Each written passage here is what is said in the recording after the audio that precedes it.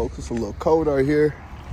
Nah, it ain't too bad, but this we're about to go and we're walking to get this keloid surgery done. So I gotta go into the city and see the surgeon. So train station that I'm at, it takes a little bit of time in the mornings to get to the city, but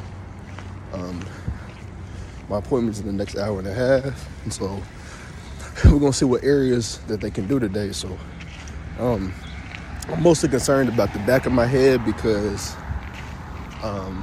that area is where it's starting to itch a whole lot and also be the most uncomfortable. So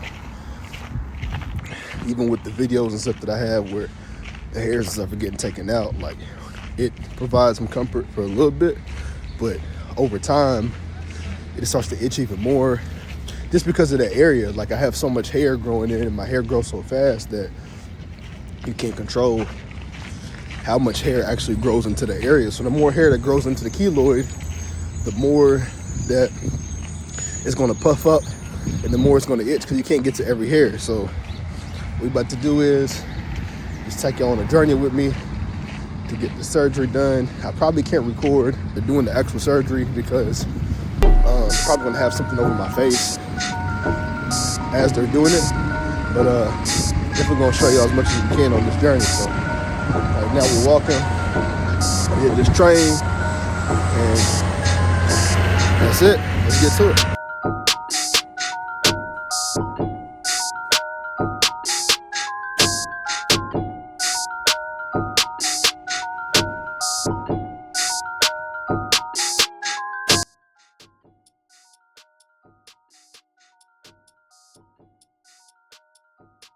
All right, man. Let's see if I can give y'all the last little look. Yeah. See it's right there. So I don't know if they'll be able to do the others or not. I don't know if they'll be able to do the others or not, but we'll see.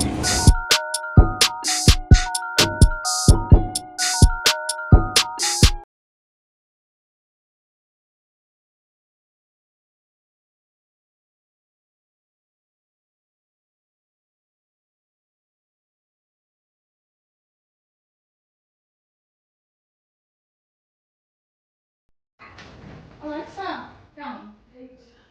I'm not quite sure how to help you with that. All right, so I'm sitting here on the desk or on this seat. I don't know if I said desk, but I'm about to get a keloid removed on the back of my head. So the doctor has numbed it. I have a new surgeon I'm working with today, and so he gave me like a lot of good information as far as for the keloids. So the thing when you're doing keloids, excuse me, you can't get multiple sides removed just because of the trauma. So like right now, I have one on the back of the head, and then on the face, and then the shoulders.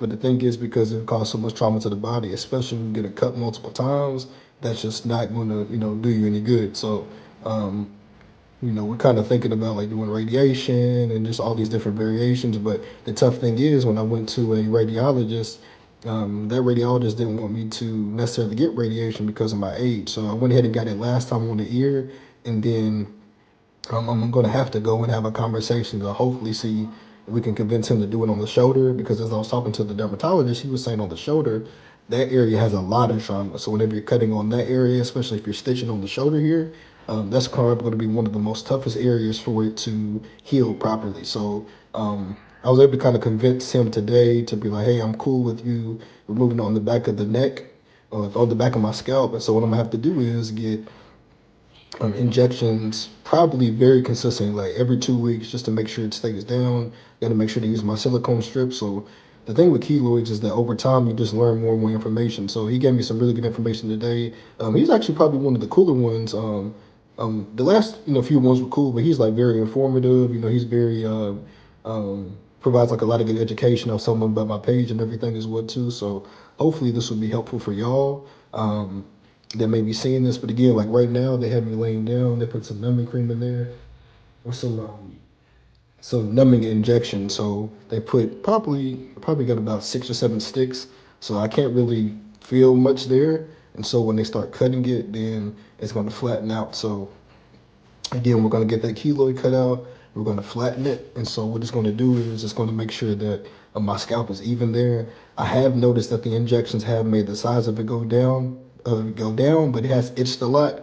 And so y'all gonna see the videos where I was getting some hairs and stuff removed. Again, you're not supposed to be doing that, but as far as for the tension and things that I was experiencing, I had to be able to get some removed in the meantime. So he's going to come back in a minute. I'm going to try to get as much content as I can, but you're not supposed to have the doctors and the surgeons in the video. So what I'll do is maybe try to have like my phone going as we're sitting here talking. I wish I would have had the conversation that we had as I was going through the consultation. But again, I have to kind of like be wary with privacy concerns, and so as I'm talking, I'm going to try to have like see if the conversation can go and flow and like let y'all see. But I'll let y'all see one more time. That's the area.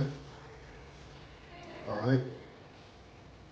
So what they do is they have to shave around it. The reason being is because you don't want hair to be involved, and especially with the keloids, like you're going to have that big patch, but then you're going to have like some other layers that are on the outside of that can um, maneuver around to some other hairs. And so what you want to do is you want to make sure that you have the whole area complete, so no other keloid is going to be forming and connecting with that. So um, yeah, so that's the process. We're gonna keep it going. Like I said, hopefully these videos help y'all to continue to build your confidence.